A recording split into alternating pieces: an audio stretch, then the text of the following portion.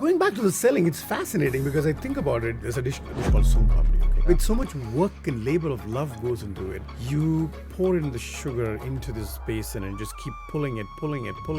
So much hard work goes into it. So much technicality and science into it. And then it is just minimized to a little bar which sits in a little box sold during Diwali time. And look at a simple thing called a macaron. Minimal ingredient, minimal work, simple thing to make it beautiful.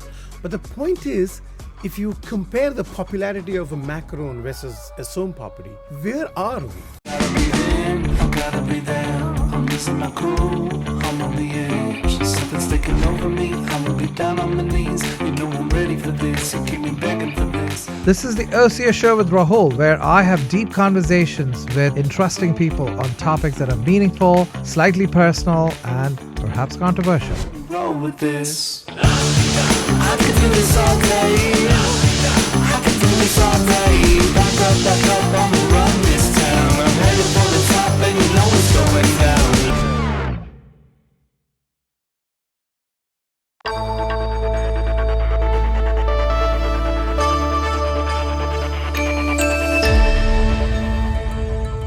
In between, I was working there, all of a sudden, there's something big happened, which is 2005 or 4, I can't remember the day. Tsunami happened there. The entire island was demolished. 2004 December. That's right. The entire thing was demolished, and then we were left with just a little piece of land. That's it. Were you there during tsunami? Yeah, I was a tsunami survivor, yeah. Oh, wow. I'm a tsunami survivor too, actually. I was in Tuticorin Beach. Oh, really? For the day of tsunami, and we were planning to sleep on the beach because my friends were getting drunk. And for some reason, one of my friends felt uneasy, and we went to his home back, and we hear the next day the tsunami had hit. But anyway, so in your case, did the resort stop working? So it's not stopped working. It did not exist for some time. Oh wow! So there was nothing. Nothing there. Tourists couldn't come, or No. It was okay. See, the islands in Maldives are like, it's not an island like in Australia it's or just, something. It's just a strip of land, right? You're right. Yeah, it's a bunch of sand on the middle Correct. of nowhere. And our island was just a long little strip of land, and all we had was a resort where the guests stayed and where the staff stayed. Yeah. Two sides of the story. It was a long kind of thing. So water came from one side and just blew it away. That's it.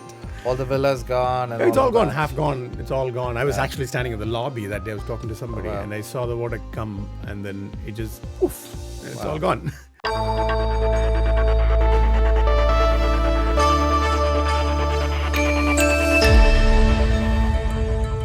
Were you still the executive chef when you got the Michelin? Oh yeah. I was. Yeah, You were chef the there. main chef. Yeah, I was a main chef there. What do you get when you get a Michelin? You get a good fat bonus or nothing. promotion No, or no. money, At pat that on the point- back. At that All of time, it. it was all surprise. At that time, the whole goal was to make the restaurant run, because from 5 people to how do I fill But up did the you place? see once the Michelin hit, you got more clients? 100%. Okay. Changes everything at that point. I don't know about today, but at that point it changed a lot for us, Everything. and it continued changing it until as long as I had it over there, and just changed from 1 to 2 and all those things. It changed a lot. Yes, it's helped a lot of business for sure. I think it's like 10%, 20% stats they say about it. I've read about this from somewhere, but I don't know the exact stat. But it does increase for sure. People tend to get curious. People tend to try you.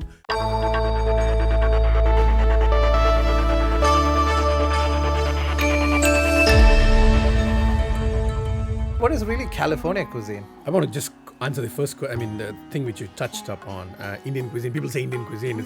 It's so hard to define it, because I always say there's nothing called Indian. We casually use the word Indian cuisine. There's nothing called Indian cuisine, honestly. It's cuisines of India. Yeah. It's India. If you ask me, is it a country? No, it's not. No. It's like so many countries together. It's so many kingdoms joined together, and whatever the kings liked in these Yeah. princely states was the Exactly. cuisine.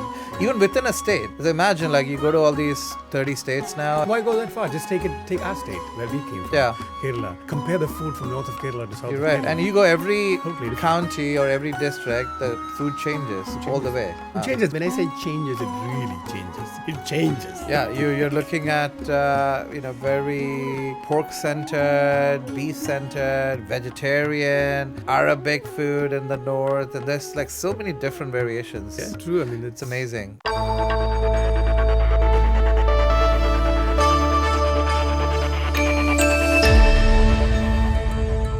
A few people who like eating and like cooking as well. I love eating. Don't ask me about cooking, but I have some friends who they say, hey, I want to retire from tech and go open a shack in the beaches of Zanzibar and, have a nice little shack and have my retired life there. Maybe, open a restaurant, shack and retire. And I was like, no. I think what you want is you would really want to go live in a shack and live on the beach. You don't want to actually open a shack and do it.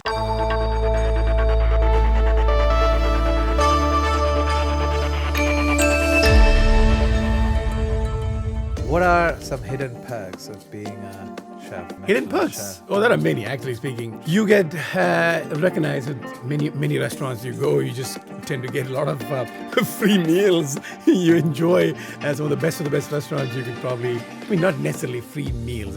That's not the point. But you can take care of each other. Yes, take care of each other is one way to say it, yes. And you also get access to, the best of the best restaurants and try, which other people may not get to try. And you get recognized in the table saying that I'm going to just send you a few simple things. You just feel good about it. You, after all this hard work and all this, you don't go sit in a restaurant and eat all day, every day. So when you go there, you just definitely get recognized. Second thing is, when it comes to food, at least in my world, you have the power to make and create and do anything you want to do as a chef. While the rules are all there, cooking is something which you tend to decide. This is what I want to do. This is how I want to treat this ingredient. This much heat is what I would apply for this. This much is what I would... So many little nuances, so many things, you just feel that you have the power to transform an ingredient to completely something else.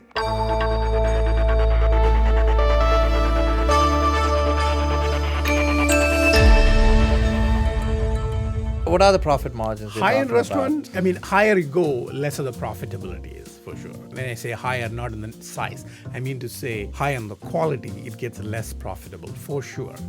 And why now, is that? Is that you're paying all the staff and ingredients? Maintenance, very high maintenance of maintaining this thing. Like I said, it's so much more maintenance. For example, you got to get a particular kind of napkin for yourself. You can't just do a 40 cents napkin and get away with that like you would do it in any other restaurant. You got to get a napkin is probably rented on a dollar piece. You're going through 70 pieces of a napkin a day or 100 pieces of napkin a day. That's $100 a day.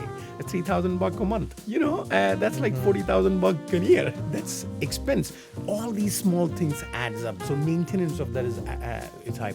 And number of people you need to put in the kitchen is a lot more than you can have it in other restaurants.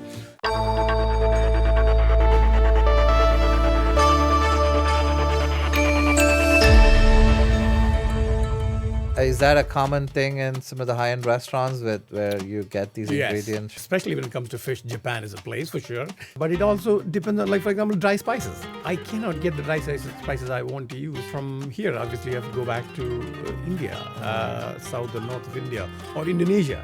Obviously, I would go to India because I know the place better. That for sure. Similarly, a certain kind of blends of spices, even certain ingredients, tropical ingredients, like certain kind of coconut, certain kind of chili. There is Kashmiri, there is Badige, there is Reshampati.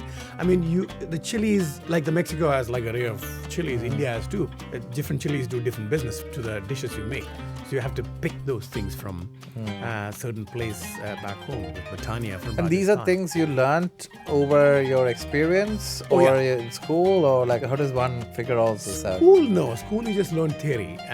You don't as you go, as you work up, as you create dishes, as you learn from other people, as you make dishes, you find out why use this chili versus that. It sounds like it's all chili. Why use a spicy Reshampati chili versus Kashmiri chili? Because Kashmiri has a lot of flavor and less spice level and a lot of body to it. As you grind it, it offers you a consistency to the dish as well as a flavor to the dish and the color to the dish. But the other one, Reshampati or any other spicy chili, basically it gives you a lot of heat as well as a little bit of body, a little chili. So it ranges up. So it depends on what you want to use. What you want to use it for.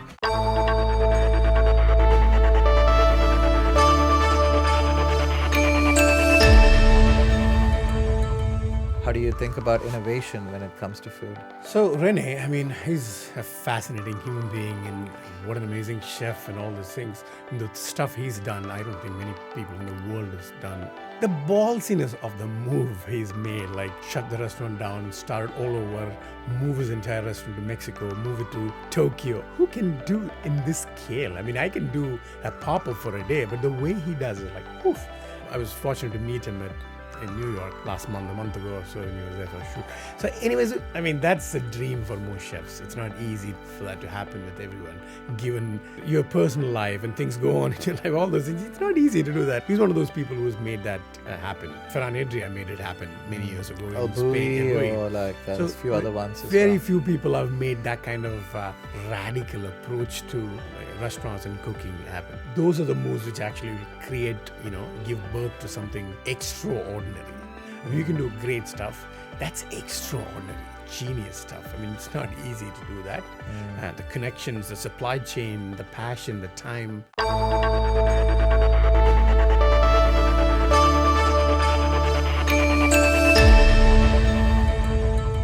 In a restaurant, it is not.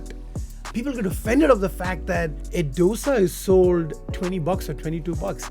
It's not the batter which costs the money. It's the guy who makes the damn thing which costs money. Yeah, and it's the guy who designs that menu. Everything, right? All of it. And the place you sit down. Yeah. Because I'm not serving you on a bench. Yeah. I'm not doing that. I mean, then I'm not letting you go and pick up the dosa from the kitchen. It's actually served with you, in front of you, with all the beautiful ingredients and the sauces made that day. It's so much pain goes behind it. It might sound very silly for me to just scream this out loud like this, but the honesty is that the dosa is cheap. I agree with you, but the problem is the effort which goes into creating this, making sure the batter is there, making sure the guys paid a competitive wages. We don't pay under the table. We actually pay based on the payroll. We just give an actual check. We pay actual taxes, So all these things cost money, and we are located in San Francisco or in Palo Alto, which is central location. It's all located. It's not located in some jungle. We pay rent for it, and we pay all kind of taxes.